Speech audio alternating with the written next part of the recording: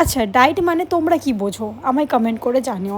আর আমি কি বুঝি সেটাই আজকে তোমাদের সাথে শেয়ার করতে চলেছি।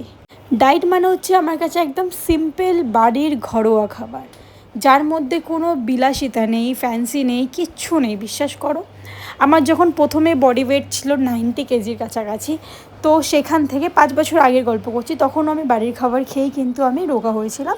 হ্যাঁ, তখনও আমি জিম করতাম, এখনও আমি ওয়ার্কআউট করি, তবে তখন একটু আলাদা, এখন একটু আলাদা ডিফারেন্স। তখন এত কিছু জানতাম না, এখন যেরকম একটু হলেও জানি। তো আমার কাছে ডায়েট মানে হচ্ছে একদম বাড়ির ঘরোয়া খাবার। কারণ যত তুমি সিম্পল খাবার খাবে, একদম নর্মাল বাড়ির খাবার খাবে, তোমার কাছে ডায়েটটা অনেক ইজি হয়ে যাবে। চলো একবার করেই দেখো না আমার কথা মতো, দেখো তুমি পারো কি না। দেখবে অনেক ইজি হবে, অনেক ইজি হবে। যারা আমাদের মতন সংসার বাইরে সবটা দেখো না, তাদের কাছে ওই একটা ফ্যান্সি ডায়েট করা বা একটা ফ্যান্সি ডায়েট বানানো সত্যি অনেক সময়ের ব্যাপার। তো নর্মাল তোমরা ট্রাই করো,